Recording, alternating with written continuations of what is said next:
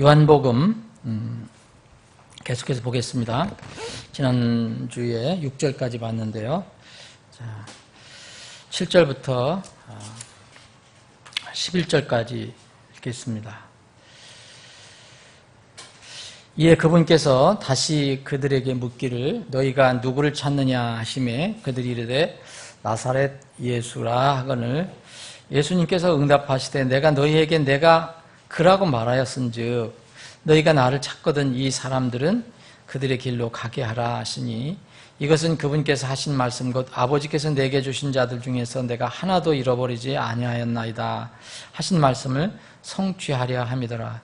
그때에 시몬 베드로가 칼을 가졌으므로 그것을 뽑아 대제사장의 종을 쳐 그의 오른쪽 귀를 베니 그 종의 이름은 말고더라. 그때 예수님께서 베드로에게 이르시되 내 칼을 칼집에 꽂으라. 내 아버지께서 내게 주신 잔을 내가 마시지 아니하겠느냐 하시니라. 여기 우리가 7절에 보니까 이제 주님께서 이제 그 쓰러진 그 사람들에게 다시 묻습니다. 누구를 너희들 찾으러 왔느냐 하니까 그 사람들이 나사렛 예수라 이렇게 대답을 합니다. 그 말씀을 그 대답을 듣고 예수님께서 너희들이 찾는 자가 바로 나라고 스스로 얘기했으니까 나를 너희들이 찾는 거다. 나를 찾았으니까 이 사람들은 그냥 놔주어라. 이 사람들은 물론 예수님의 제자들이에요. 그들의 길로 가게 하라. 예수님께서 자신을 잡으러 온 이 사람들에게 하신 말씀, 그들의 길로, 이 사람들은 그들의 길로 가게 하라. 이것은 간청이나 부탁이 아닙니다. 이게 명령형으로 되어 있습니다. 위험 있는 명령입니다. 조금 전에 예수님의 그 권능을 이렇게 보여주었습니다. 예수님 말씀하시자마자 말씀만 했는데도 그들은 뒤로 넘어져 쓰러졌습니다. 그런 예수님께서 이제 제자들에게 손을 대지 말라고 명령을 지금 하신 것입니다. 베드로가 조금 전에 칼로 그 예수님 잡으러 온 어떤 한 사람, 그 사람 이름이 말고인데 귀를 자르는 그런 무서운 일을 했어도 이제 그들은 제자에게 손을 댈 수 없었습니다. 예수님의 그런 큰 능력 때문에. 이제 그 능력보다도 예수님은 이렇게 명령합니다. 손을 대지 마라. 이 명령은 몇 가지 생각할 수 있는데 이런 위험한 상황 속에서도 예수님은 제자들을 끝까지 생각하고 계신다는 거죠. 위험한 상황 속에서도 변함없는 제자들에 대한 생각을 가지고 계십니다. 이게 관심과 사랑을 보여주신 것입니다. 한번 우리가 주님의 제자가 되면, 하나님의 자녀가 되면 영원토록 여러분 안전하다는 것을 성경을 통해서 배웁니다.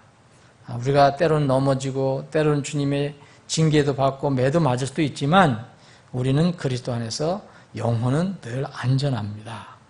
여기 해당되는 사람들은 11 제자가 당연히 해당되겠지만 여러분들과 저도 이 11 제자들처럼 똑같이 예수님을 믿고 구원받아 제자가 된 사람들이기 때문에 이 말씀은 우리에게도 적용된 약속의 말씀입니다.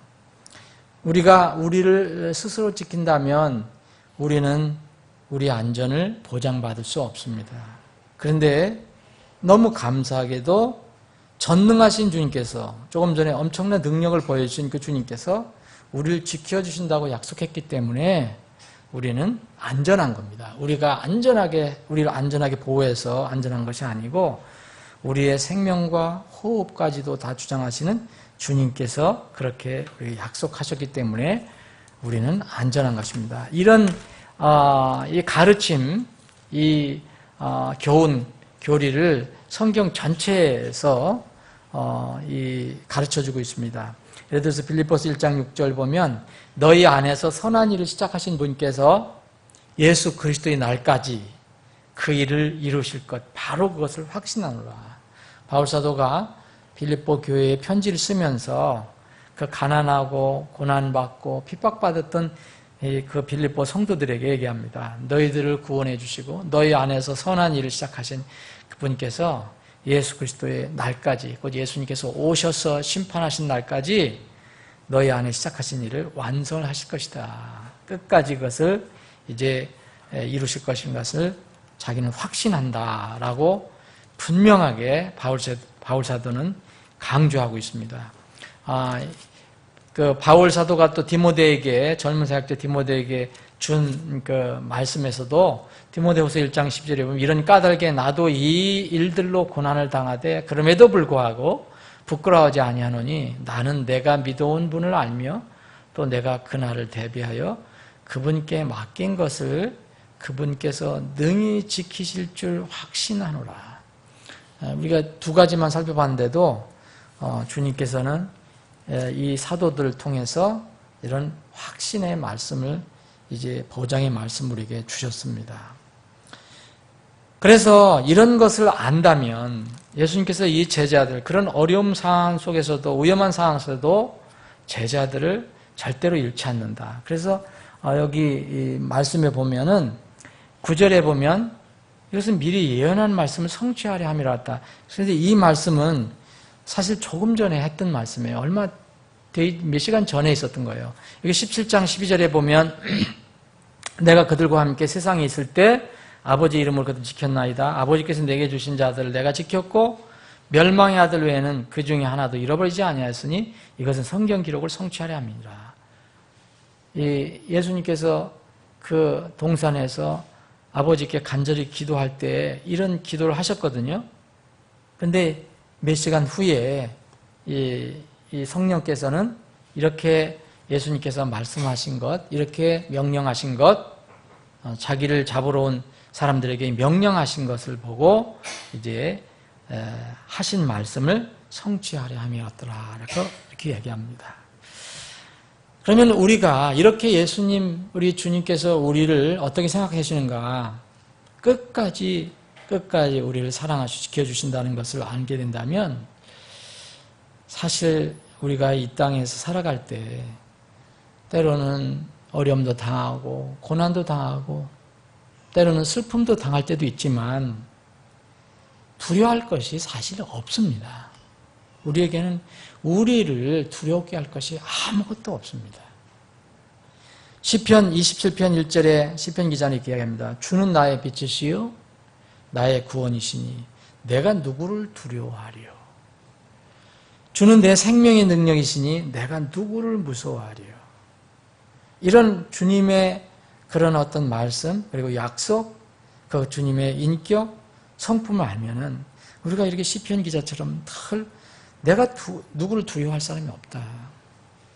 내가 누구를 무서워할 사람이 있겠냐. 라고 우리가 고백할 수 있습니다. 오직 우리가 두려워할 대상은 딱 한 분이에요. 하나님입니다. 하나님. 주님밖에 없습니다. 그래서 성경은 주를 두려워하라고 얘기합니다. 주를 두려워하는 것이 지식의 시작이고 지혜의 시작이다. 시편 34편 9절에 시편 기자는 또 이렇게 이야기합니다. 오 주의 성도들아 너희는 그분을 두려워하라. 사실 두려워하라는 것도 명령이거든요. 그분을 두려워하는 자들에게는 부족함이 없도다. 왜 여러분 우리 그리스도인이 주님을 두려워하면 부족함이 없을까요? 일상에서 어려운 일이 있어도 사실 하나님은 완전한 뜻 가운데서 우리에게 가장 유익한 것을 주신 것이니까 우리에겐 전혀 부족한 것이 없는 것입니다. 우리 사람은 쉽게 변합니다. 또 실패를 자주 합니다. 그런데 주님은 정말 우리가 감사하고 우리가 정말 기뻐할 것은, 우리가 찬양할 것은 주님은, 우리는 쉽게 변하는데 주님 변하지 않으신다는 겁니다. 우리는 신실하지 못합니다. 그런데 주님은 항상 신실하신 분입니다. 우리 사람은 상황과 조건에 따라 변할 때가 너무 많아요. 감정의 굴곡도 심합니다. 근데 주님은, 우리를 구원해 준 주님은, 그 예수 그리스도는 어제나 오늘이나 영원토록 동일하시다라고 말씀합니다. 우리는 상대방에 대한 사랑의 변화가 있을 수가 있습니다. 어제 사랑하던 사람, 내일 또 사랑이 식어질 수도 있습니다. 그리고 상대방에 대해서 완전하게 생각했던 어떤 시점이 지나면 또 그 사람의 흠을 찾아볼 수도 있습니다. 그런데 우리를 구원해 주신 주님은 우리의 흠과 허물과 연약함에 불구하고 끝까지 사랑하신다고 말씀하셨습니다. 요한복음 13장 1절에 주님께서 그런 말씀을 자기 사람들을 사랑하시되 끝까지 사랑하십니다. 이런 말씀은 우리에게 큰 위로와 격려가 됩니다. 여기 10절에 그때 시몬 베드로가 칼을 가졌으므로 그것을 뽑아 대제사장의 종을 쳐서 그 오른쪽 귀를 베었다. 근데 이 요한복음에서만 이 종의 이름을 소개합니다. 말고라고 합니다. 말고. 이 말고, 세상 말로는 참 운도 없고 재수도 없었는데 주님께서 그 귀를 다시 만지셔서 고쳐주셨습니다. 베드로가 여기서 칼을 뽑아서 그 자기 스승을 잡으러 온 사람들에게 담대하게 이렇게 용기 있게 나아가서 그것을 제지하고 칼로 종의 귀를 잘랐습니다. 일부러 귀만 치려고 했던 건지 겁주려고 이렇게 한 건지 아니면 정말 휘둘렀는데 이렇게 말고가 가까스로 피해서 이렇게 귀만 잘린 것인지 알 수가 없습니다. 그런데 분명히 베드로는 스스로 주님을 위해서 의리 있는 행동을 한 것은 틀림없어요. 그렇죠? 그러나 사람의 의리는 때로 하나님의 뜻과 반대되는 경우를 행할 수가 있습니다. 베드로는 자신의 스승에 대해서 의리를 가지고 칼로 말고를 쳤지만 주님으로부터 인정을 받지 못합니다. 이 세상에서는 정말 이른바 그런 세상적인 의리도 쉽게 저버린 사람들이 너무 많아요. 그래서 요새 좀 좀 인기 있는 그런 사람 있잖아요. 그 사람 뭐 의리하고 나오는 사람 있잖아요. 요새도 아직 인기가 있잖아요. 그 사람. 세상에 의리가 없으니까 그런 의리를 가지고 인기를 얻습니다. 그런데 그 사람들이 주장하는 것은 성경적으로 얘기하는 의리는 아닙니다. 여러분, 강도 때나 폭력 단체도 여러분 다 그 안에서는 의리가 있다고 그래요. 조폭들도 그 안에서는 다 소위 얘기하면 의리라고 그러는데 참 이게 안 맞는 말이죠. 의롭다는 어떤 이치를 가지고 있다는 건데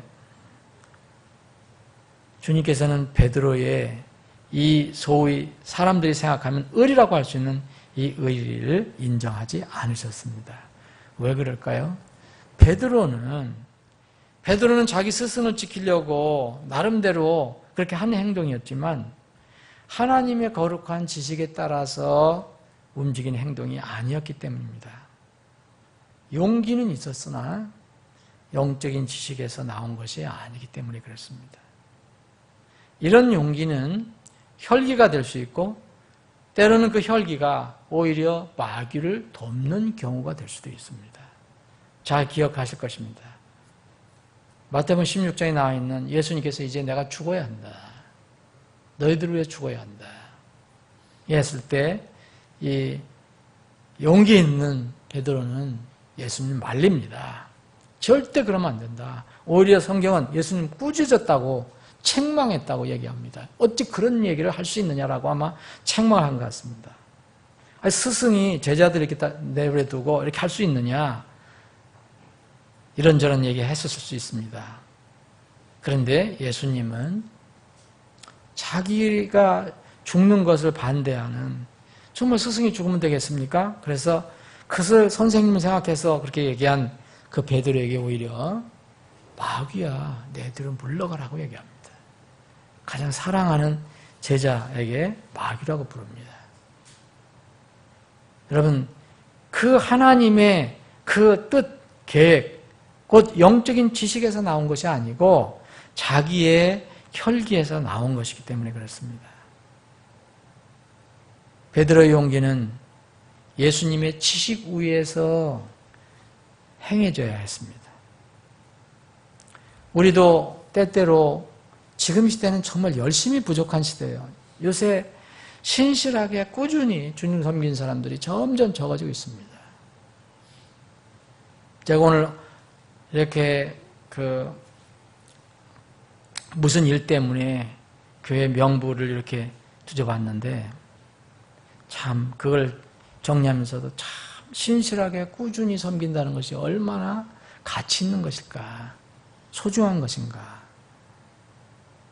입회하고 나서 그냥 왔다 간 사람도 있지만 입회하고 나서 쉽게 주님을 이렇게 떠난 사람도 나타나고 또 무슨 이런저런 이유로 해서 교회를 떠난 사람들이 많이 있습니다. 적지 않습니다. 그 짧은 기간 대부분 그런 사람들 보면 거의 이렇게 짧은 기간에 있다가 나가는 사람들입니다.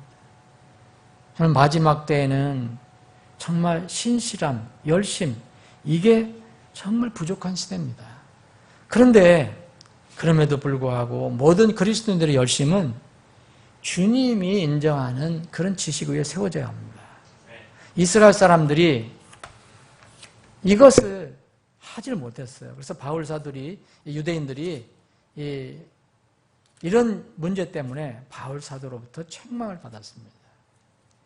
바울 사도가 얘기한 것은 그들이 열심은 있는데 지식에 따른 것이 아니라고 그랬습니다. 내가 그들에 대해 증언하노니 그들이 하나님께 대한 열심은 있으나 지식에 따른 것이 아니라. 여기 무슨 지식입니까? 이것은 세상적인 지식을 얘기하는 게 아니죠. 하나님부터 나오는 지식, 영적인 지식입니다. 그들이 하나님의 의를 알지 못하여 자기 자신의 의를 세우려고 다니면서 하나님의 의에 복종하지 않습니다. 베드로도 참으로 주님을 위해서 애를 썼지만 그것은 자기 자신에게서 나온 의였지 하나님의 의가 아니었습니다. 하나님의 의는 예수님을 위해서, 예수님께서 말씀하신 대로 예수님이 그 고난을 받으시고 이런 계획된 가운데 위해서 기도하는 거였었습니다. 예수님께서 부탁한 것처럼. 그런데 그거는 하지도 않고 오히려 이 혈기를 나타냈습니다. 그래서 우리 그리스도인들은 주님을 아는 지식, 그리스도의 지식 위에서 자라가야 합니다. 오직 은혜 안에서 너희들은 자라고 우리 주 구원자 예수 그리스도를 아는 것, 곧 그리스도의 지식에서 자라라. 베드로가 귀를 자른 말고에 대해서는 주님께서 참 긍휼히 여겨주셔서 다시 말고의 귀를 고쳐주셨습니다. 요한복음에는 나오지 않습니다. 그러나 누가복음 22장을 보면 그 귀를 다시 이렇게 고쳐주시는 내용이 나와 있습니다. 주님은 말고뿐만 아니라 자신을 채찍질하고 못받고 조롱한 모든 사람들까지도 심지어는 십자가에 달리셔 그 고통 중에 있는데도 그들을 위해서 하나님의 긍휼을 위해 기도했습니다. 아버지야 저들을 용서해 주옵소서. 저들이 자기들이 하는 일을 알지 못하나이다. 우리는 사실 이런 긍휼을 얻어서 하나님의 자녀가 된 겁니다. 지금도 그래서 우리는 하나님의 긍휼을 구하며 살아가야 합니다. 제가 늘 말씀드린 대로 매일 우리가 하나님의 긍휼을, 그 사랑을 구하면서 살아가야만 이 땅에 살아갈 수가 있습니다. 11절에 보면 예수님께서 이제 그 시몬 베드로를 이렇게 책망하시면서 다시 한번 이렇게 상기시켜 주는 거잖아요. 베드로에게 이야기합니다. 칼깔집에 꽂아라. 내 아버지께서 내게 주신 잔 내가 마시지 아니하겠느냐. 내가 마셔야 한다 이겁니다. 내가 마셔야 하는데 내가 방해하지 마라. 성경에서 이 잔, 컵이라는 것은 이렇게 우리가 지금 생각하는 이런 실제적인 잔을 가리킬 수도 있고요. 또 비유적인 의미로 쓰일 때가 많이 나옵니다. 여러분, 이 실제적으로는 여러분 창세기에 보면 파라오의 잔, 뭐 요셉의 잔 여러 가지 나오잖아요. 그리고 잠언에 보면은 이 컵에 잔에 담긴 술, 포도주 색깔 이런 거 실제적으로는 잔을 얘기하는데 비유적으로 쓰이는 것이 더 의미가 큽니다. 비유적으로 쓰일 때는 주어진 어떤 한 사람의 삶의 운명을 가리킬 때 잔으로 이렇게 비유가 됩니다. 시편을 많이 읽어보시면 거기에 그런 말씀이 나옵니다. 어떤 사람의 운명. 시편 이게 어떤 운명론자가 얘기하는 게 아니라 앞으로 마지막 이렇게 심판을 받을 때의 그 상황. 그래서 그것은 물리적인 잔을 얘기하는 게 아니죠. 시편 7편 보니까 이런 말씀이 있습니다. 시편 6절 보면 그분께서 사악한 자에게 올가미와 불과 유황과 무서운 폭풍을 비같이 내리시리니 이것이 그들의 잔의 몫이 되리로다. 자, 잔은 뭘 담아서 마시는 거잖아요. 그 몫이 된다는 거예요. 나중에 자기가 마실 몫이 된다는 겁니다. 여기 16편 5절에도 보면 이건 긍정적인 것입니다. 여러분들 이런 상속 유업의 잔이 있어야 합니다. 주는 나의 상속 유업과 나의 잔의 몫이오니 주께서 나의 목을 지키시나이다. 내 잔의 몫이다. 예수님은 하나님은 나의 상속 유업이 되시는 것 동시에 내가 마신 잔의 몫이다. 이런 말씀이 곳곳에 나와 있습니다. 그래서 이 잔을 두 가지로 얘기한다면 축복의 잔이 있고요. 그리고 반대로 무서운 심판의 잔, 진노의 잔이 나옵니다. 시편 116편 13절에는 구원의 잔이라는 말이 나오고요. 또 예레미야는 위로의 잔이라는 말도 나옵니다. 그런데 곳곳에 또 여러분 심판의 잔, 진노의 잔이 나옵니다. 사실 예수님은 우리가 받으실 진노를 대신해서 잔을 드신 것입니다. 마지막 때에 누구든지 이 잔에 관한 평가를 받게 되는데 사람이라면 누구나 이 두 가지 잔, 축복의 잔 또는 진노의 잔 중에 하나를 마시게 됩니다. 피할 수가 없습니다. 죄인이 하나님의 은혜로부터 온 구원의 잔을 마시면 그것이 축복의 잔이 되어서 하나님의 상속 유업을 받게 되고 또 그 잔에 담긴 모든 몫을 마시게 됩니다. 구원의 잔을 마시면 하나님의 공의의 집행인 진노의 잔, 심판의 잔 결코 마시지 않아도 됩니다. 그래서 베드로가 예수님을 막으면 안 됩니다. 예수님께서 그 베드로를 위해서 그 베드로가 마셔야 할 그 진노의 잔을 마셔야 하기 때문입니다. 예수님께서는 이미 무서운 죄인들의 그 죄를 대신해서 십자가에서 하나님의 진노의 잔, 죽음의 잔을 마셨습니다. 그래서 주님께서 이렇게 말씀하시는 것입니다. 자신의 죄의 심판의 잔을 주님께서 이미 내 대신 마셔주셨다는 사실을 신실한 마음으로 믿는 사람들은 더 이상 영원한 형벌을 받을 그런 잔을 마실 필요가 없습니다. 이것이 바로 여러분들과 제가 가지고 있는 찬양의 이유입니다. 경배의 이유예요. 이것이 제자들이 주님 안에서 기뻐하고 주님께 감사와 찬양을 드리는 이유입니다. 여러분들도 오늘 나와 계신 여러분들 모두 이런 구원의 잔을 예수님을 통해서 마셨을 것입니다. 그러면 결코 앞으로 심판의 잔, 진노의 잔은 우리는 이제 마실 필요가 없습니다.